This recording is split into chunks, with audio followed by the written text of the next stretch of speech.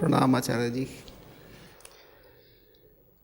स्वास्थ्य को लेके कुछ दिक्कतें थी, आपसे मेरी बात हुई थी तो मन में कुछ शंकाएं सी रहती हैं, मन एकाग्र नहीं होता, तनाव बना रहता है और कई इश्यूज वगैरह जैसे पारिवारिक दायित्व जो हैं वो पूरे नहीं हो पा रहे, कुछ और भी अड़चने आ जाती हैं सामने, तो कुछ उसका समाधान बताइए।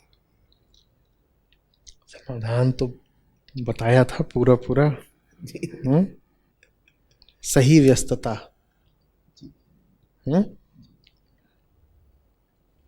आपसे बात करके मैंने वो पूरी बात ही लिख दी थी एक ट्वीट में, अनमोल ने भेजी होगी आपको आगे, तो वही है उत्तर।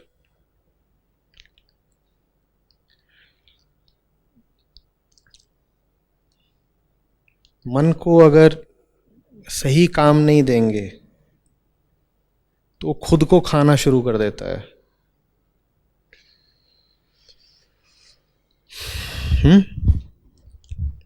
हम कहते हैं ना कि जीव जंतुओं को दुख क्यों दे रहे हो भाई, क्यों मांसाहार कर रहे हो, क्यों किसी को खाते हो। तो ये तो बुरी बात होती है किसी को खाना, पर हम में से ज्यादातर लोग उससे भी ज्यादा बुरी बात करते हैं।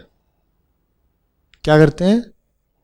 हम खुद को खाते हैं और खुद का हमें ऐसा चस्का, ऐसा जायका लग जाता है कि फिर हम सही काम करते ही नहीं, क्योंकि सही काम करा तो खुद को खाना छोड़ना पड़ेगा।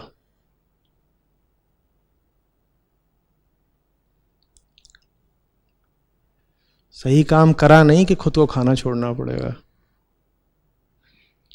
तो ज्यादातर लोग जो व्यर्थ की चीजों में लिप्त रहते हैं, वो लिप्त ही इसीलिए रहते हैं, हमें आदत लग गई है आत्मभक्षण की।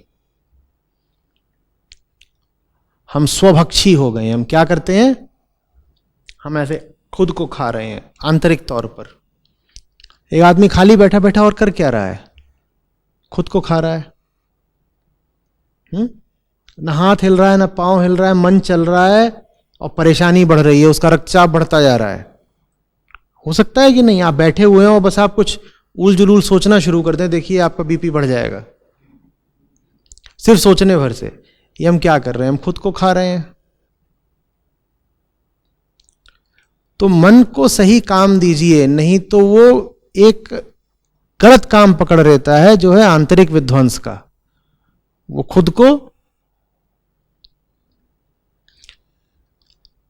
किसी ने कहा तो था कि दुनिया की सारी समस्याएं इस बात से निकलती हैं कि आदमी अपने साथ चुपचाप कुछ मिनट के लिए भी अकेला बैठना नहीं जानता।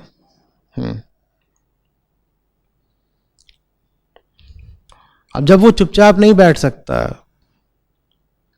अपने साथ वो सुकून अनुभव ही नहीं करता, तो कहीं ना कहीं हाथ चलाएगा, कुछ तोड़फोड़ करेगा, कुछ करेगा। और कहीं बाहर नहीं कर सकता तो खुद को ही तोड़ेगा, क्योंकि बाहर तोड़फोड़ करने में फिर भी ऊर्जा चाहिए, खुद को तोड़ने में ऊर्जा भी कम लगती है, टूट पूरी हो जाती है। नेगेटिव विचार ज्यादा चलते हैं। वो हमारी प्रकृति है, उससे बचने का एक ही तरीका है, सही काम में बिल्कुल झोंक दीजिए अपने आप को। हम कहते हैं ना नेगेटिव, प्रकृति ही नेगेटिव है। उसमें डर, भूख, संशय, काम, क्रोध, जितनी चीजों को आप नेगेटिव बोलते हो वो सब तो प्रकृति में पहले से ही मौजूद होती हैं। तो सबसे बड़ी नेगेटिव चीज क्या है? ये जो हमारी शारीरिक माया है, ये सबसे बड़ी नेगेटिविटी है। और वो डिफॉल्ट नेगेटिविटी है, वो आपको कमानी नहीं पड़ती, वो आपको विरासत में मिलती है, हम सबको गर्भ से मिलती है। ठीक है? और उसको हराने का एक ही तरीका है, बार बार बोलता हूं, सही उद्यम, राइट एफर्ट। उसका उलट भी, जो उसकी करोलरी है, वो भी बिल्कुल उतनी ही सही है कि जिस भी आदमी को आप देखें कि कामों से एकदम डट के काम चोरी करता है, आप उसको डांट रहे हैं, उसकी फजीहत कर रहे हैं, दिन रात उसकी बेइज्जती हो रही है, पर उसकी काम चोरी नहीं जा रही, समझ लीजिए कि उसको अपनी मांस का जायका लग चुका है।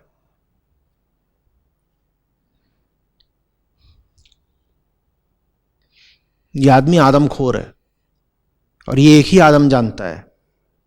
मेरे लिए सबसे बड़ी ताज्जुब की बात होती है, तुम करते क्या हो दिन भर?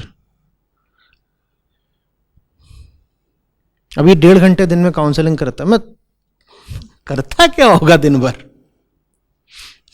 काम तो है नहीं, कोई काम नहीं है, जी कैसे लेते हो? एक दिन भी कटेगा कैसे?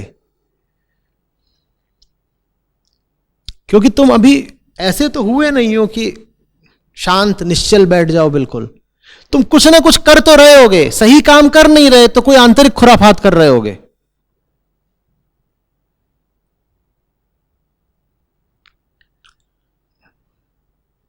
तुम ना अष्टावक्र हो गए हो ना बुद्ध हो गए हो कि अब तुम निष्कर्म निष्प्रयोजन जी सको।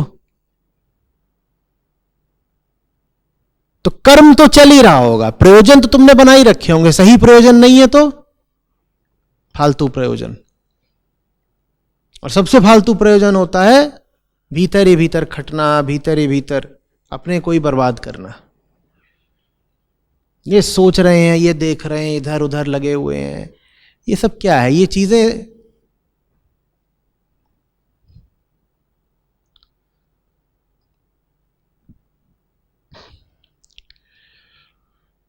और इसको अंतर्मुखी होना नहीं कहते। अगर आप किसी व्यक्ति को देखें वो ऐसे बैठ के हर समय सोच रहा है, सर नीचे करके ऐसे बैठा हुआ है, कुछ कर रहा है, ये अंतर्मुखी होना नहीं है, ये आदमखोर होना है।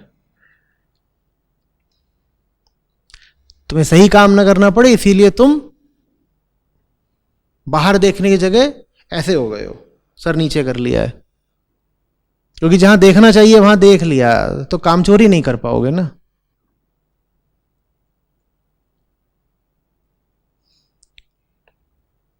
आपसे नहीं कह रहा हूं काम चोरी, आपके पास तो कोई काम है ही नहीं, तो आप कैसे करोगे काम चोरी?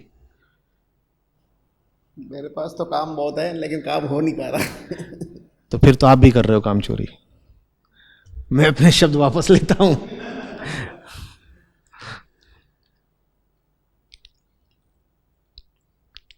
ये जो काम आपके पास बहुत है और आप इन्हें कर नहीं रहे, ये मत सोचिएगा कि आप इन्हें संयोगवश नहीं कर रहे। ये आपकी अंदरूनी साजिश है कि आप इन कामों को नहीं कर रहे हो। क्योंकि आपको उन कामों को करने में जो मजा आता उससे ज्यादा मजा अंदर अपने आप को घायल करने में आ रहा है। काम करने का एक मजा है और भीतर अपने को ही घायल करने का दूसरा मजा है। ये जो दूसरा मजा है ये आप ना उठाएं, इसमें कुछ नहीं मिलेगा। इससे ज्यादा बेहतर और बड़ा मजा है सार्थक काम करो और डूब जाओ।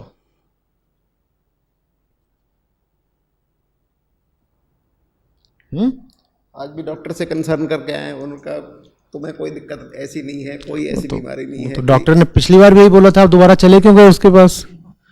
अभी 15 दिन पहले आपसे बात हुई, तब भी डॉक्टर ने यही बोला था कि कुछ नहीं है।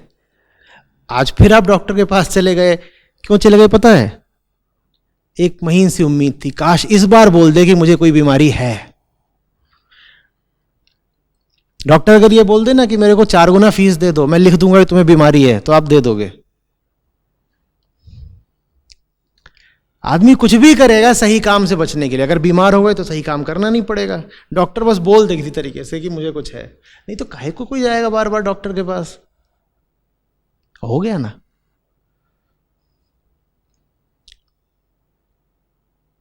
मैं कोई उदाहरण नहीं हूं, लेकिन अब आपने कह दिया तो अपनी जिंदगी में मैं बहुत बचा हूं डॉक्टरों के पास जाने से, इसी बात से कि जाऊंगा तो कुछ ना कुछ बता देगा कि है। बेकार में कौन दिमाग में एक फालतू विचार लाए, क्यों बता देता है तो दिमाग में आ जाता है। और फिर आमतौर पे बगल में कोई ना कोई बैठा रहता है। मैं बड़ी कोशिश करता हूं जब मैं अंदर जाऊं तो कोई साथ ना जाए, तो मुझे वो बता देगा बगल वाले की ओर देख के कि अच्छा ये है ना, इनको ना अभी ये खाने मत देना, ऐसे रात में जगने मत देना, और किताब पढ़े तो चश्मा लगा देना, और इससे ज़्यादा काम मत करने देना। कौन इतना बोझा ढोएगा, इतनी सावधानी बरतेगा? क्योंकि इतनी सावधानी बरतने लगे तो काम में नुकसान होगा। जिसके पास काम होता है वो तो अपनी असली बीमारी को भी दरकिनार करना चाहता है कि बीमारी पे ज्यादा ध्यान दे दिया तो काम पे कम ध्यान दे पाएंगे। हालांकि मैं नहीं कह रहा हूं ये बहुत अच्छा रवैया है, बीमारी बढ़ गई तो फिर कैसे काम करोगे, मैं जानता हूं वो सारी बातें, लेकिन आपने एक जो बात बोली मैं समझाने के लिए एक बात बोल रहा हूं। भगवान श्री प्रणाम। जो सार्थक कर्म की बात हुई, एक तो हुआ सूक्ष्म विचारों के स्तर का, कि अपनी थिंकिंग, जो अपने विचार चलते हैं उसको बिना लिप्त हुए देख पाना, और एक उस चीज़ को मतलब शक्ति देने के लिए बाह्य कर्म करना। फिर से बोलिए। जैसे सार्थक कर्म की बात आई, तो सार्थक कर्म विचार के स्तर पे भी हुआ, जैसे सुनना है, आपको सुन रहे हैं या ग्रंथ पढ़ रहे हैं, एक कर्म हो गया। उससे जो समझा, वो समझ पकड़ तो आती नहीं, जल्दी से छूट जाती है, तो उसको बाहरी स्तर पे उसको जीवन में लाना, जिससे वो स्ट्रेंथन होगी, तभी वो समझ पकड़ में आएगी। यही सार्थक कर्म है। बस यही है। और जो समझते चलो, करते चलो, बिना समझे करो मत।